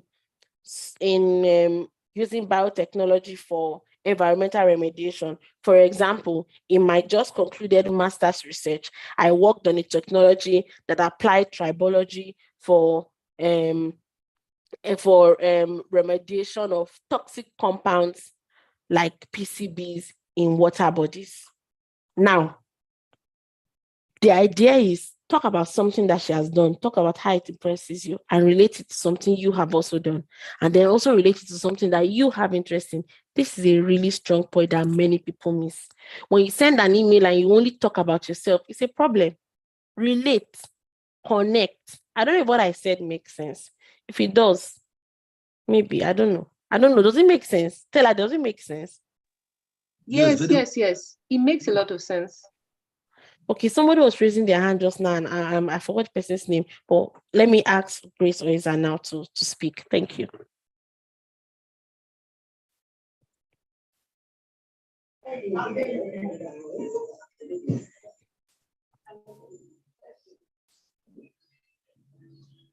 Hi, Grace. Are you here? Okay, I don't think she is. Let's go to Akin. Akin, are you here? Your hand is raised. Yeah, Akin is there. Good evening. Okay, good evening. Please ask your questions quickly so that we can continue. I actually have been raising hands since you mentioned we should get into practical. I'm so sorry. It's all right. So I just want to I want to personalize what we've been talking about so far, and if I'm permitted. Yes, please go on. Okay. I think personally, I love Canada. That's just the truth. I would love to proceed with my, postgraduate studies in Canada. But obviously, with the look of things, based on my research and all, I found out that there are more opportunities in the US for, I study mechanical for my ND, but my BSc was in mechatronics, and oh wow, I would love to further in robotics for industrial application and all. So, and so far, I've not really seen much opportunity in that area in Canada. So, based on the fact that you are there, I would love to ask. I graduated 4.48. I don't know whether that is part of the good CGPA you're talking about or not. Boss. Mama, like the boss now.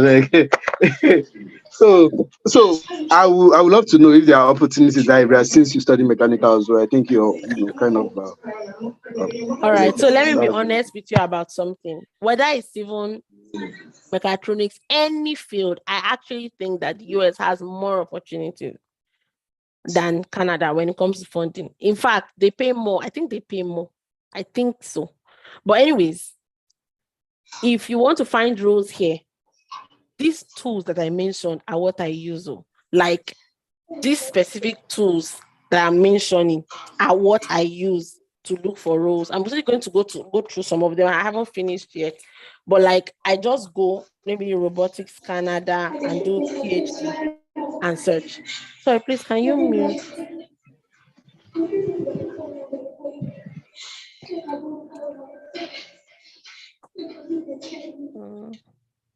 Okay, I think I muted somebody now, but I don't know. Okay, so anyways, I come here and I search. You understand? I come here and I search Robotics Canada PhD and I'm searching. I come to this website, I'll go there next. So let's use this for example. So Robotics Canada. I didn't put PhD there. But anyways, let's wait. So here, first off, you can see that there's a tenure track faculty position in mechatronics and robotics here. What I would do is I would open this one, for example.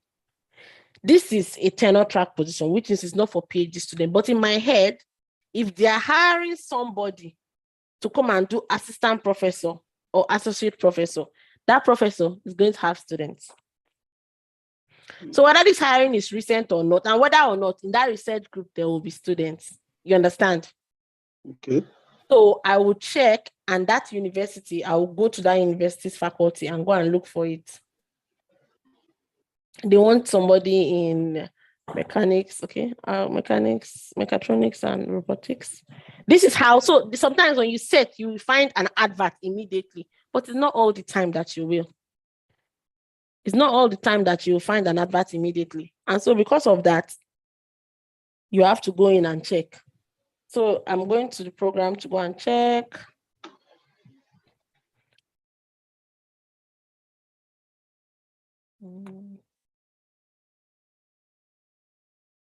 Scroll down, go to their programs, departments, okay, mechanical. I'll go here. There's graduate programs. We can go through there. We can go through research areas. Sometimes I go through the two. I also want you to remember something. They may not list everything on that here. What my professor is currently working on is not my university's website. So some people don't put these things online. You may have to go extra. So mechanical systems, engineering management, mechanics and materials. Okay, they have this stuff under here, PhD opportunities and MSc opportunities. It's not all the time that it is updated. You see, the last update was 2022. Electrochemical energy systems model. I don't know if that works for you. Computational fluid dynamics. I don't know if that works for you. But anything here, I like to check. If it does not work, if it works for me and it is too late, I'll still go and look for that person. Maybe the person still needs student recently. See here, novel flywheel design, computational method still. Oh, this biomass. Let me see what it's about. Oh, thermal storage, blah, blah. Okay. Anyways, I check here. Where did I find this? I went under research areas.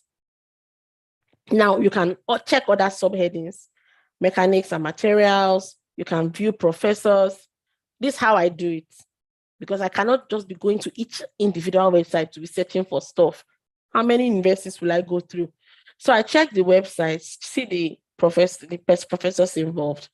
Some of them, say here now, they have things like this, where you can select one of the specialties you get, and everyone who is in that specialty will come out. So here you can see this person, applied thermodynamics, renewable energy. This one, mechatronics. The person is working on machine learning and environmental control systems. This person, mechatronics, stability control, predictive approach. If you go through this, you'll find several people. When you check for each of them, check for their research. If the person has not done any publication within the last 10 years, don't bother sending any email. In fact, even if they have not done anything within the last 5 years, don't bother. Search ResearchGate, check the university website, you will find. So from here now, this is just one university that we saw here. from here, from that place, you'll be able to see different people that you can send emails to. Nothing is stopping you from sending emails to multiple people. Don't send the same emails at once. Remember, always read the research stuff, refer to that research stuff. If I was writing to let me use one person, Hossein Kohani, for example, I will go to his Google Scholar, or I could also, okay, he has a research lab. This is wonderful. Some of them, they have research labs. Some of them, on their research lab website, they will have open positions like this. Chasey. I just opened the research lab now. I can see that there's PhD students available and open. This one, when is the deadline they put? This is March 11, which means it's old, but they may still be looking for new people. Read what it's on. Network optimization. You can send an email based on this. One of the biggest parts of looking for funding position is the search. Like, you will search and dig. See here now, MSc positions available. Okay, it's like, okay, it's underneath. Anyways, PhD, you've seen it, but I don't want to go through, I don't want to talk too much on it anymore. But that is an example of just one person. You can do this for multiple people, and there are different ways to start. One of it is through this website, which is scholarship.db.net. Where's the chat? So we have that. So we've used this as an example. We've also done Scholarships Cafe, we've done LinkedIn, Euraccess. Now, Euraccess is specifically for Europe. However, you find some PhD positions that may be, some positions that may be in Canada. Now, we're looking for PhDs, but yet masters are also here. You may find, what may I always tell you is, it may be PhD you're looking for. In the place where you see PhD, they may be masters. So always write, you don't lose anything. And there may be people who want to take a chance on you and take you in for PhD, but tell you that you start from a master's. So I just put Canada here. You can see that even though this website is Euraccess, there is advertisement for Canada. PhD position, locomotion, and this is my university. Neural control of locomotion before and after spinal cord generation in salamanders. Wow. This is also my university, dopaminergic control of blah, blah, blah. Okay, self-powered gas sensors. Anyways, my simple story is that the name is Euraccess. It's for Europe, but you will find positions that are in Canada. So this is another website that you can search. I'm going to send it, all this, I'm putting them in the group as we are discussing right now. My tax, I'm going to put that also in the group. So let me go to the next question. I like practical sessions like this. I think people would hear. Grace, are you here now? If you're here. Yes, ma. Hello, ma. Okay, awesome. Let's go. Okay, ma. My question, I want to ask 2 questions, ma. So number one is, can we just go for PhD instead of masters? I actually don't get that part, ma. So in Canada, most times they won't take you like that. Emphasis on most times. Some would, but most times they won't. But this is your trick. In Canada, PhDs can be 4 years. If you say you want to do PhD and they say they will take you in based on masters, it's a simple trick, which is this. All right, you start. When people are writing their PhDs, there's something they call a pre-doc. If they can see how serious you are in your first year, they can tell you to do your pre-doc exam by your 2nd year. Once you do that pre-doc exam, officially, you are a doctoral student, and now no more masters. Same way, if someone is doing a PhD and the person is getting close to 2nd year and is like, oh boy, I don't want to do it again, they can say, okay, just finish where you are after 2 years and get a master's degree. Some people, a lot of places do that. Okay, so ma. The second question, please. Okay, ma. Yes, ma. I'm a physiology graduate, and I have and I have 2 publications, and I think I'm planning on getting the 3rd one. So My question now is that I'm thinking of going for exercise physiology, but when I search online, it's giving me kinesiology or Me, I human, don't even understand the difference in the two, but continue. or sometimes it will give me human kinetics. Because Okay. thinking about going for neurophysiology or cardiophysiology is kind of, I don't want to say taxing, but I feel that exercise physiology will be okay. So I don't know how to like search for the exercise physiology when I want to study for masters. Let me be honest with you. When it comes to research, now where the money the professors go there. One of my friends recently applied for, so they called email to someone at my university. In fact, I called on her behalf that, hi, someone recently applied. She asked, oh, what's the person's research area? I said, oh, she's in mineral processing. She worked on blah, blah, blah, blah. And the person was like, well, that she actually works on that area. But right now, the funding she has is on water, something, something, something. In summary, she works on different areas, including what my friend works on. But the place where she had funding was the area where my friend was not working on. So my friend couldn't apply for that. So if my friend had experience also in that area, I'll tell her to write a code image sharp based on that area. I know that you have specifications on what you like to do. And the truth is, people can always move from one to the other. If your goal is, I want to leave Nigeria as soon as I can, start building something for my life, you understand? You may have to start from what is may. Emphasis on may. Not everybody had to do that. I didn't necessarily have to do that, but I know some people who did. You may have to start from what is available before you go to what you really want. That's one. But two, what you want may be available, but not under the title of what you want. I'll use Erasmus, for example. This is the Erasmus catalog, right? I'm in engineering. Let me show you the program I got into. This is the program I got into. The name is Joint European Master in Tribology of Surfaces and Interfaces. Sister, before this program, I didn't know what the word tribology even meant. I had never seen it before.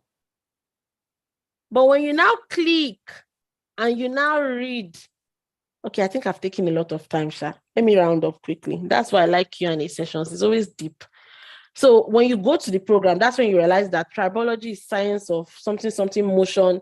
It involves engineering. It involves materials, mechanics, surface chemistry, lubrication. In summary, it is material science and engineering and mechanical engineering, all aspects that I qualify for. So the things you want may be hidden under names that you don't particularly roll with. So use the techniques I gave for these different websites. Use it and you would find people who are working on it, even if they may not give it the same name. Okay, ma. All right. Thank you, ma. Okay, Yes, ma. let's answer this other person because I think I've taken more time than Stella expected me to take. No verse, ma. Osheni Yusuf. Please, can you ask your question? Okay, lastly, I want to go on this website, which is homeopportunitiesforafricans.com. If also any of his Yusuf is available, you should just let me know. Opportunitiesforafricans.com. Here, advertise everything, like a lot of things, a lot of scholarships, you'll find it here. So if you were to search for maybe Canada scholarship, you'll find here. So I'll just say that this is another place that you can use to search for stuff. Okay, I didn't spell it well. This is another place that you can use to search for positions. But what I would advise is this.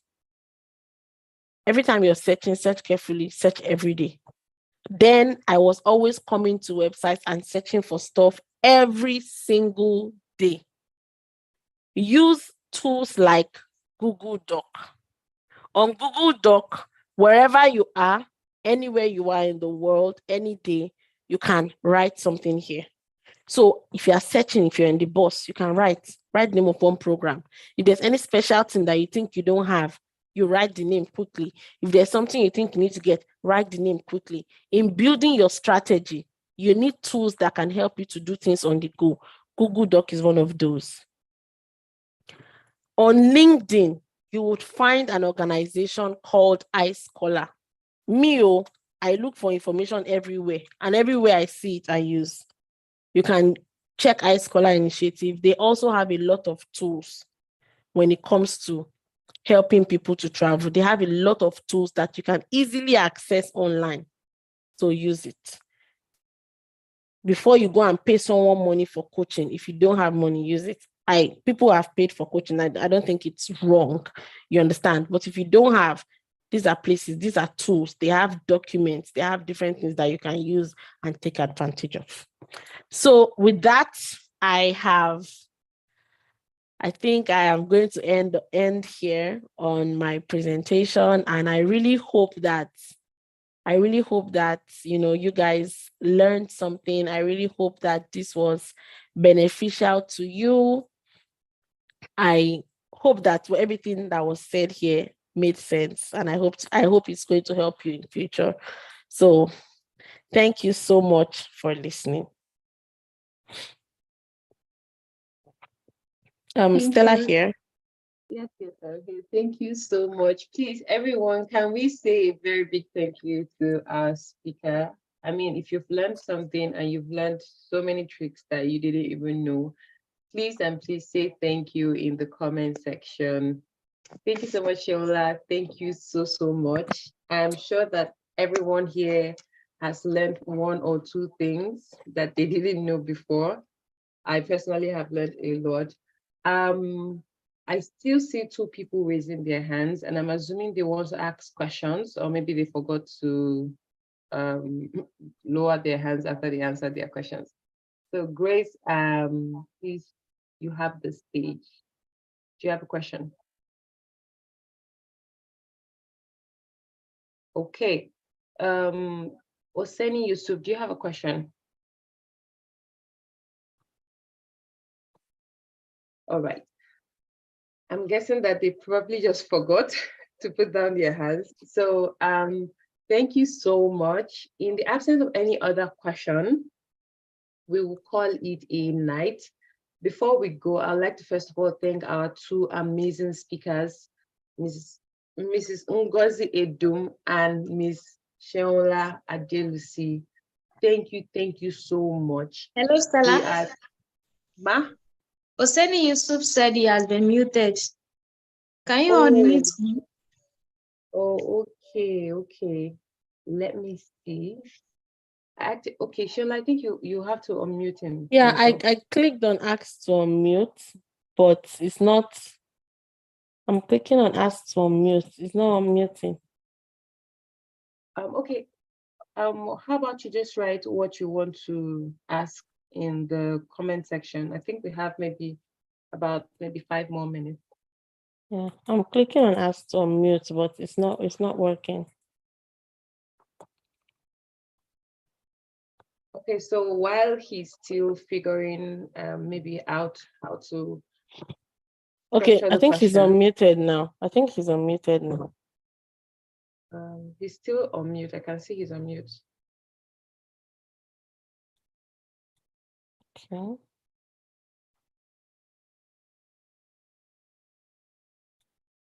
I don't think he's locked anymore. I don't know.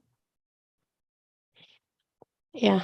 Okay, but alternatively, please type the question in the chat box, and that would help us save time.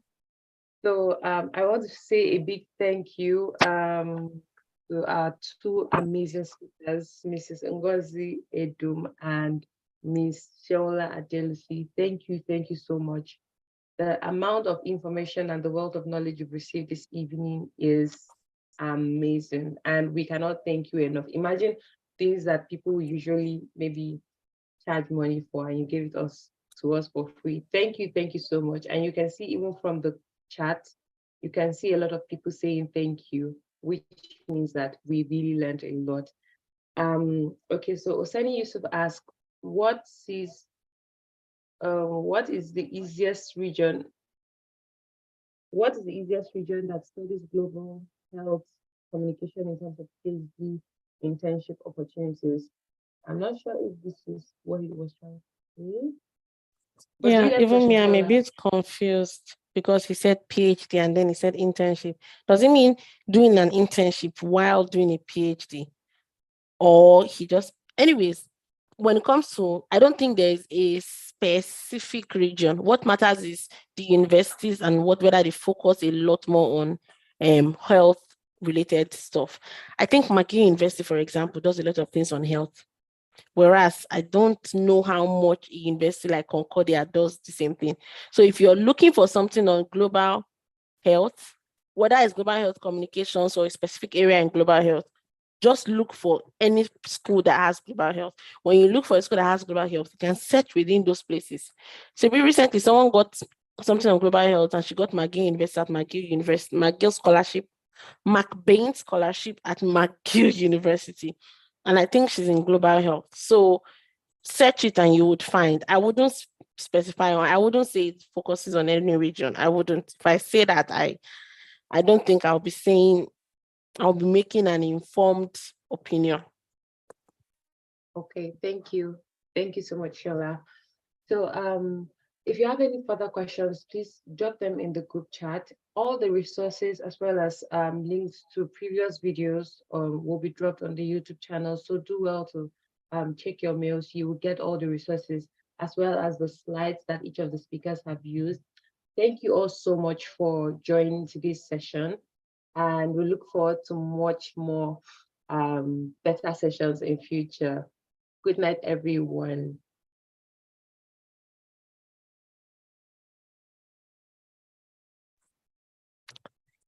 Good night, everyone. Thank you.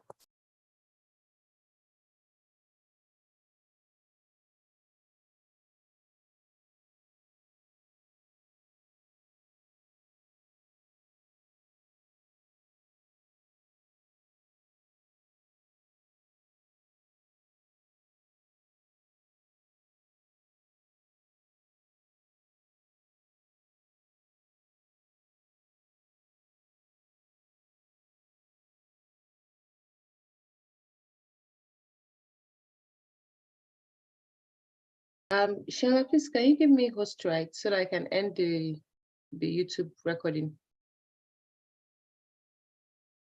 Okay, sorry.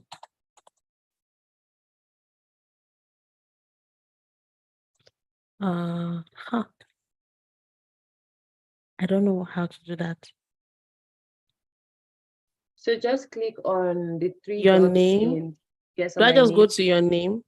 Yes, and click the three dots, and then you see where it says make host. Oh, okay, yeah, awesome. I was going to host. I think it's done now. All right, thank you.